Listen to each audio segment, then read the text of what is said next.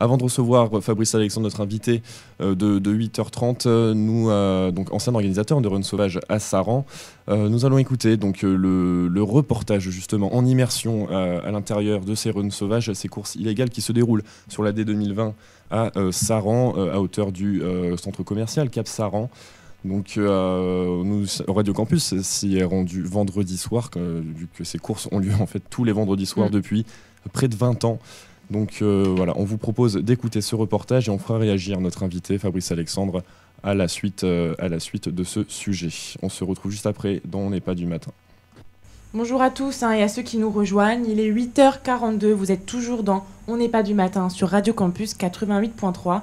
On vient d'écouter un reportage en immersion à Saran lors d'une run et nous sommes en compagnie de Fabrice Alexandre. Merci d'être avec nous. Bonjour et merci. Bonjour. Alors, est-ce que vous pouvez réagir sur ce que vous venez d'entendre, sur le reportage? Ouais, déjà, je vais réagir sur un petit truc que tu viens de dire. C'est pas une run, c'est un run. Un run. Voilà, excuse-moi. Une course. Une course. Exactement. Ok, bah réagir. Les avis sont partagés, mais bon, ils vont tous à 90% dans mon sens. Donc, je trouve qu'on est assez bien placé. Il y a des avis négatifs parce que c'est vrai qu'il y a un problème de sécurité important sur cet endroit-là. Donc, si jamais moi je vais sur le coup de la création de la piste d'accélération, on va sur une sécurité totale. En fait, moi, ce que je vais faire, c'est que je vais m'appuyer sur la Fédération française de sport automobile, dont il y a une discipline qui s'appelle les runs. Et là, il y a un niveau de sécurité très élevé. Et moi, je vais aller au-delà de cette sécurité pour aller encore plus fort, pour éviter vraiment tout problème sur cette accélération. Voilà. Donc ton projet dans les grandes lignes, est-ce que tu peux nous le décrire, le chiffrer? Le projet dans les grandes lignes, c'est donc de faire une piste d'accélération qui s'est développée aux États-Unis, à savoir une piste donc de 1,5 miles en accélération et 1,5 miles pour s'arrêter, ce qui représente 800 et quelques mètres. Donc sur cette piste-là, comme je l'ai dit, il y a 403 mètres 32 d'accélération, les gens auront 400 mètres pour s'arrêter. La piste doit faire 10 mètres de large, 2 voies de 5 mètres pour éviter tout débordement. Quand une voiture part en accélération forte, elle peut dévier à gauche, à droite, donc 5 mètres de largeur pour chaque voie, ça permet de rattraper son véhicule. À côté de ça, il y a une sécurité au niveau des spectateurs qui ne pourront pas être minimum à 10 mètres du bord de la piste de chaque côté. Donc comme ça, c'est réglé. Il y a des barrières, il y a des séparateurs de voies lestés à 150 kg. Et au bout de cette piste, où là, justement, c'est pas demandé, mais moi je le fais, c'est de mettre un bac à gravier. Hier, j'ai reçu le règlement de la fédération de motards sur cette pratique aussi des runs, parce que c'est une piste pour moto et voiture. Et donc, a priori, eux, ça tombe bien parce qu'ils exigent un bac à gravier en bout de piste. Donc, on est très bien, on est super bien placé là-dessus. Il y a tout ce qu'il faut en extincteur. Il faut des gens pour contrôler les véhicules automoto avant qu'ils accèdent sur la piste, pour pouvoir voir s'ils ont des freins corrects, s'il n'y a pas de fuite d'huile et tout ça, pour éviter de salir la piste. Là-dessus, il y a aussi des gens qui seront au départ. Voilà. Donc le but, c'est d'accélérer. Donc on part à 2 voitures. C'est soit de battre son pote à côté, ouais, je vais t'en mettre une, et puis voilà, tu vas voir que le cul de ma voiture. Ou alors, de toute façon, il y aura cette possibilité-là. Mais en plus de ça, il y aura la possibilité de battre un chrono.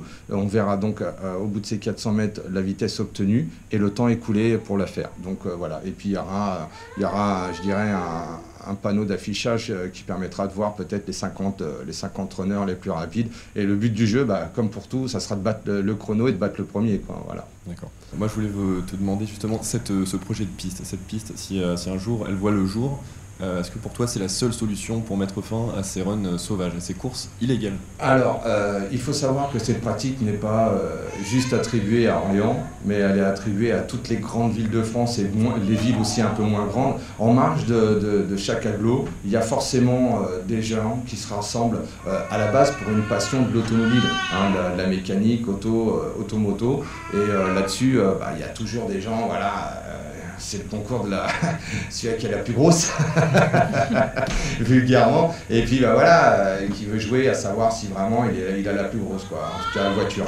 Donc voilà, ou la plus grosse moto. Après, c'est une question de gestion, voilà. Donc, en marge de ça, donc, oui, je pense que si jamais on fournissait une piste sécurisée moyennant une entrée, parce que c'est pareil, on arrive, je vais vous donner les tarifs après de construction, c'est un truc impressionnant quand même, hein, même pour moi qui suis qui ai déjà été créateur d'entreprise. Mais bon, là actuellement, je pense que c'est une solution pour enlever les runs sauvages de la route ouverte au public et même aux spectateurs, parce qu'il ne faut pas croire, hein, mais une voiture qui part, qui fait la course contre une autre, en plein milieu de la circulation urbaine, bon, même s'il est tard, il y a moins de véhicules qui roulent, mais il y a toujours du monde. Et c'est un risque potentiel de monsieur, madame, tout le monde qui se fait éclater avec sa voiture parce qu'il y a deux gars qui ont fait des cons derrière et qu'ils n'ont pas... voilà. Et bon, ça fout des vies en l'air. Ben, ça fout des vies en l'air sur la famille de la personne qui est morte par rapport à l'accident, mais ça fout aussi en l'air la vie du gars qui a tapé, quoi, je veux dire, parce qu'il y a quand même des conséquences énormes derrière, judiciaires, pécuniaires, et puis morales, quoi. Je veux dire, il y a des gens qui peuvent vivre avec la mort de quelqu'un sur leur conscience toute leur vie, et je peux vous dire que ça transforme une personne. Il y en a qui, ça les transforme tellement, qui se tuent, quoi, qui se foutent en l'air. Hein. C'est lourd, hein, c'est lourd. On rappelle que le conducteur de la 206, donc responsable de l'accident, a écopé de 2 ans de prison, plus 1 avec sursis. Donc voilà, c'est du sérieux. Tu parlais de conséquences effectivement dramatiques. Donc évidemment avec la mort. Bien sûr, une conséquence à vie psychologique. Ben oui, non, mais c'est ça, c'est psychologique, c'est énorme. Hein, faut vivre avec après. Hein, et quand on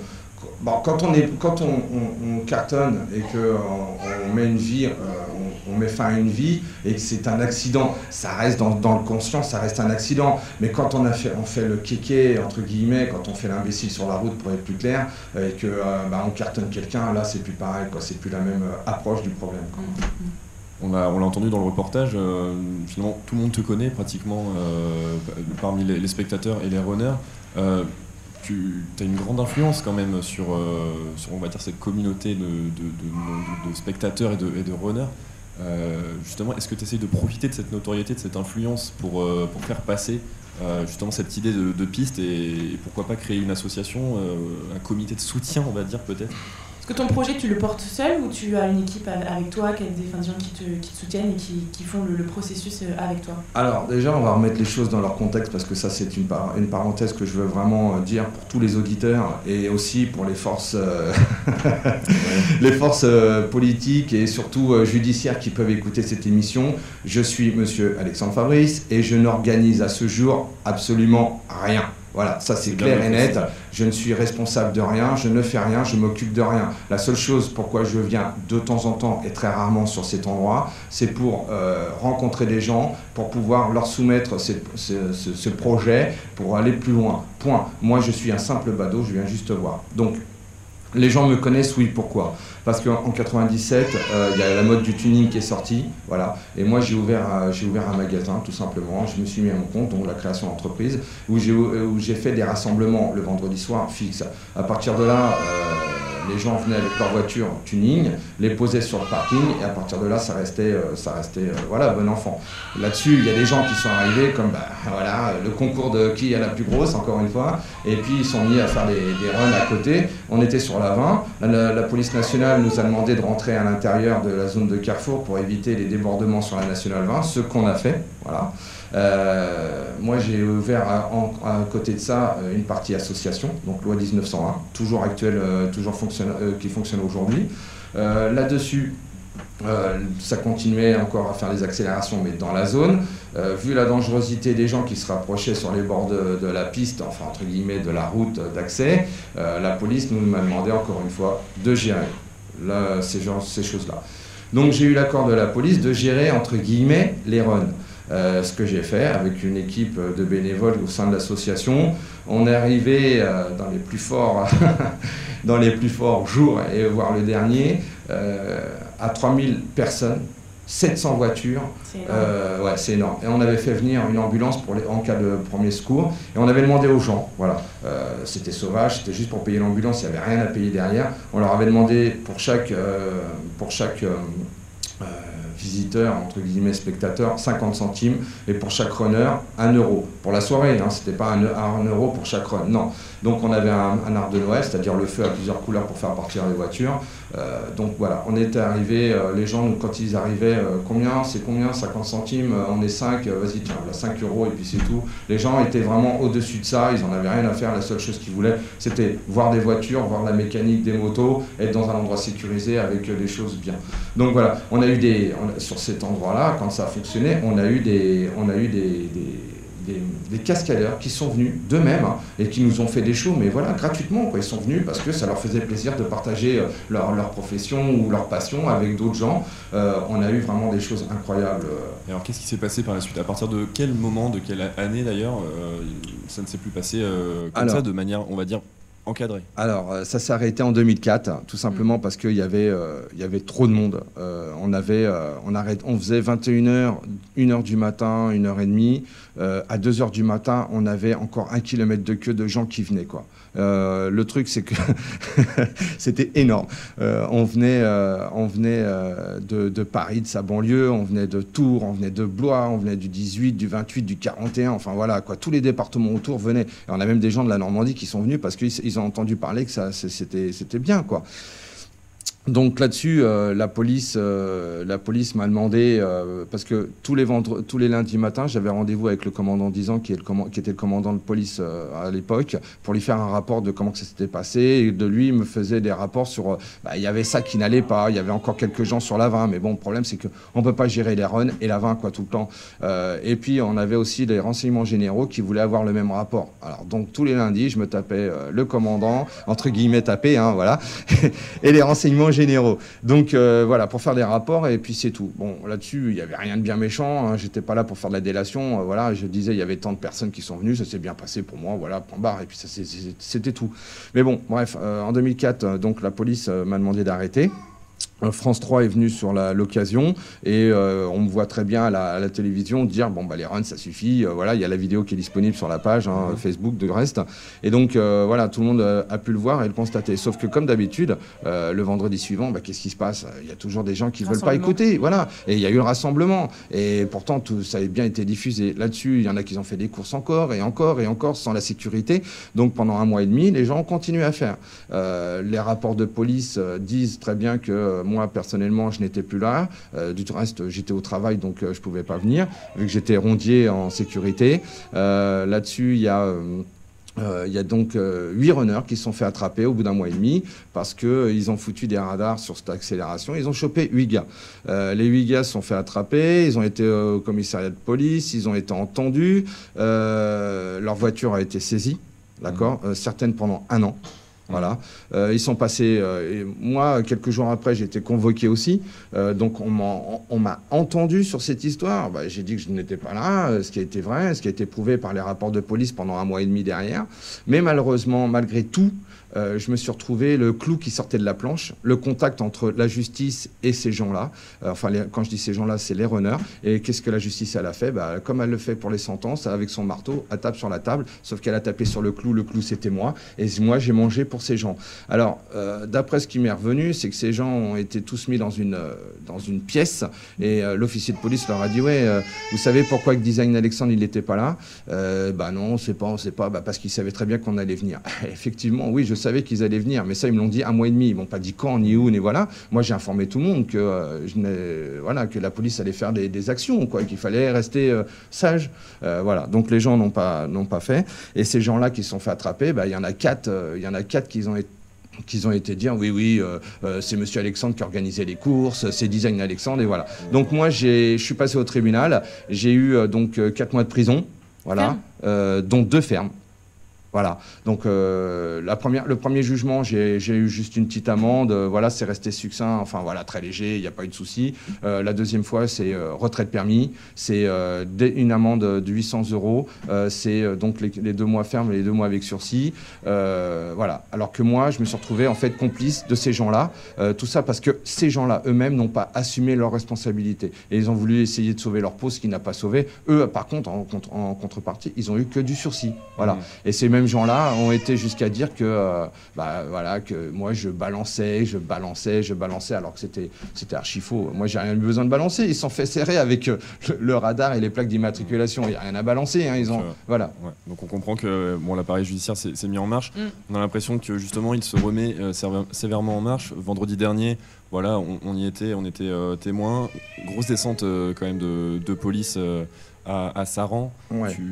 Tu comprends quand même que la présence en masse des policiers vendredi dernier, suite justement à l'accident, est-ce que tu comprends on va dire la méthode un peu de la stratégie de découragement?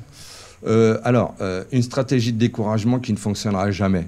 Voilà, ça c'est clair. Toi, tu le dis, ça ne fonctionnera pas. Ah non, mais je le dis aux autorités, s'ils nous écoutent, et à tout le monde, ça ne fonctionnera pas. Ce qui se passe depuis 20 ans, c'est ça, c'est-à-dire qu'on fait de la répression, mais à côté, on fait rien. On fait rien, on donne pas de solution. Alors, ce qui va se passer, et ça va sûrement être le cas s'ils insistent de trop. De toute façon, la police ne pourra pas venir tous les vendredis, c'est pas possible. Donc, ce qui va se passer, c'est que le problème va faire comme depuis 20 ans. Il va aller autre part. Alors, il va aller autre part, il va se déplacer, mais on va se retrouver, peut-être, les gens vont se retrouver dans un endroit plus glauque, sans moins de lumière, avec des risques énormes, une route peut-être moins propre, avec, voilà, des risques potentiels accidentogènes énormes. Et voilà, c'est ce qui va se passer. Donc, voilà, moi, ce que je voudrais quand même soulever, c'est qu'effectivement, il y a quelques temps, il y a 3 semaines de ça, il y a un jeune qui a perdu la vie à cause de quelqu'un qui faisait peut-être le beau devant tout le monde, l'effet de foule. Mais en contrepartie de ça, vendredi dernier, la police a fait une action. Donc il y a 3 semaines, il y a eu un mort, mais vendredi dernier, il y a eu un mort aussi. Il y a un motard qui n'a pas voulu se laisser contrôler. Le motard a pris la fuite, il a été poursuivi et il s'est foutu en l'air. Aujourd'hui, cet homme, d'après ce que j'ai cru entendre, il est mort. Donc voilà. Donc moi, je voudrais en plus soulever une chose, c'est que la police a ordre de ne pas poursuivre certains jeunes délinquants dans les cités sans casque, et voilà. Mais par contre, on poursuit un motard qui, voilà, vraisemblablement n'aurait. Pour l'instant, il reste à prouver que la police était encore à la poursuite du motard au moment de l'accident, ce qui n'est pas encore avéré. Effectivement, peut-être qu'il a été pris en chasse au début, mais peut-être que le moment de l'accident. À ce moment-là, peut-être que la police n'était plus c'était dans sa fuite de la police. On reste la gendarmerie, pour être plus précis, parce que c'était la gendarmerie en question. Lui fuyait la gendarmerie. Voilà. Est-ce que la gendarmerie le poursuivait encore au moment de l'accident? Ça reste à prouver. C'est pas pareil. Il faut quand même le rappeler. L'effet de cause. La cause à effet. Comme on dit. Moi, je voulais revenir justement. Donc, tu es revenu depuis cet été en tant que spectateur et avec un but précis. Faire remplir des sondages aux spectateurs. Est-ce que tu peux nous parler un peu de quelques stats que tu as recueillis et des questions que tu poses aux gens? D'accord. Donc, ouais, j'ai posé une douzaine de questions assez simples, assez basiques, mais qui ont leur intérêt. C'est-à-dire que en fait, la première question, c'est d'avoir déjà savoir si c'est un homme ou une femme, c'est très important. La première, c'est sûr que c'est les stats qui explosent, c'est plus les hommes que les femmes, mais ça reste quand même, enfin bon, voilà, ça reste côté homme. La deuxième chose, c'est la tranche d'âge. Bon, il est vrai que la tranche d'âge la plus représentée, c'est 18-25, homme ou femme. Bon, ceci dit, il y a les autres tranches d'âge qui sont représentées, mais ça reste... je dirais, les autres tranches d'âge qui sont représentées et moins importantes, c'est parce qu'en fait ces gens-là ont un petit peu peur de se dévoiler sur des questions comme celle-ci, parce qu'ils ont peur pour leur intégrité, ce que je peux comprendre. Mais bon, ça reste que moi, c'est ma génération, donc 35-44, ces gens-là sont présents, je les reconnais parce qu'ils étaient là quand ils... Voilà. Et d'autres qui sont de la tranche de 18-25, 26-34, ce sont des jeunes que j'ai vus, ils étaient tout minots et ils venaient voir les déroulements Majoritairement, on est quand même entre 18 et 25 ans. Ouais, c'est ça. La zone qui explose le plus, c'est 18-25. Il en va que la question suivante, si c'est son moto, voiture ou les deux restent aussi très explosifs. As-tu le permis de conduire? Bien sûr, c'est oui en majorité. Spectateur, runner. Bon, c'est vrai que la majorité reste spectateur, mais les runners sont pas tellement loin derrière. Voilà. maintenant, je leur pose la question toute bête, est-ce qu'en tant que spectateur, ils sont prêts à payer 5 € pour être dans un endroit sécurisé et une zone adaptée pour ça? La majorité, c'est 90%, oui, voilà, il n'y a pas de souci. La même chose pour les runners, est-ce qu'ils sont prêts à payer 15 € pour accéder à une piste? Je tiens à rappeler, pour les plus réticents, que j'ai pu lire les commentaires sur Facebook, ces gens-là qui disent ouais, ça fait trop cher 15 €, ils ont qu'à aller sur un circuit de voiture, voilà, c'est tout de suite 100, 150 € et puis il faut faire le déplacement, c'est pas ouvert la nuit, donc déjà c'est réglé. Bon, il y a plein de choses à prendre en considération. Donc la majorité explosive, toujours 90%, c'est oui, je suis d'accord pour payer 15 €, voilà, sans problème. Est-ce que ces gens, viendraient le dimanche, par exemple, pour voir si c'est une zone, une heure potentiellement possible pour eux, entre 14 et 19, pour faire des runs? Pas de problème. Tu avais une question justement sur le respect du code de la route alors, la semaine. Alors, voilà. Cette piste pourrait avoir un effet, on va dire, cathartique des fous. Voilà, c'est ça. Alors, comme tout le monde le sait, toute la semaine on est soumis au code de la route. Bon, il y en a des fois on s'agace parce que l'autre il avance pas, le feu rouge il est trop long, l'autre il tourne pas à gauche alors qu'il n'y a pas de voiture qui viennent en face, alors que voilà, enfin bref. Donc la question était tout simplement, en sachant qu'une piste de run officielle existerait, aurais-tu un meilleur comportement sur la route toute la semaine? La réponse était oui ou non, et là on est sur un oui à 95%, que les gens, en sachant, bon, c'est vrai qu'on est tenté de faire l'imbécile, enfin l'imbécile, non, on est tenté d'aller plus vite sur la route, de sortir des embouteillages, de rentrer chez soi. Bon, c'est vrai que les gens, en sachant, en ayant dans la tête la possibilité de se dire, ouais, attends, je peux attendre vendredi ou ce week-end, il y a la piste, 15 €, je vais pouvoir me défouler, et puis voilà, ça va être convivial, et puis ça va être sympa. Donc oui, on est sur ça, ouais, sans problème. On arrive à la fin de cette interview. Merci Fabrice Alexandre. C'est normal. Tu es donc un ancien organisateur de ces runs sauvages voilà. Pendant la fin des années 90, début des années 2000. Voilà, tu as un projet de piste sécurisée. En fait, tu te bats pour que la journée puisse voir le jour. Tu cherches un terrain, tu cherches une commune. Oui. Tu voudrais bien héberger cette piste privée. Juste un chiffre quand même pour certains réticents qui ne veulent pas payer 15 €. Sachez, messieurs, dames, que ce projet avoisine les 2 500 000 €. Donc c'est pas l'argent, je la fabrique pas, donc voilà. Une chose aussi, c'est que je reste en association, donc Design Alexandre, la page Facebook qui existe, où il y a tout en transparence, et que demain, si jamais j'arrive à faire cette piste et que voilà, elle existe, une fois que les crédits sont remboursés, le prix de l'entrée diminuera juste pour les frais de fonctionnement, voilà, ce qui est et payer le personnel, bien sûr, voilà, c'est tout. C'est entendu. On rappelle que voilà, c'est quand même une pratique très très dangereuse. Ouais. Voilà, ces runs sauvages, évidemment, on ne fait absolument pas l'apologie de ces courses sur route. Ah non, il ne faut pas. Sur route ouverte. On veut juste essayer de trouver justement un moyen pour mettre fin à ces courses illégales. Fabrice Alexandre en proposant. On te remercie d'être venu le présenter sur Radio Campus dans On n'est pas du matin. La matinale. On se retrouve demain. Ah non, lundi maintenant, ouais. On se retrouve lundi. Toujours avec le sourire en pleine forme, et on essaiera de ne pas avoir de fou rire aujourd'hui, on s'en excuse encore. Et on vous souhaite une très très bonne journée et on vous dit à lundi. Merci, au revoir. Merci, au revoir. Bon.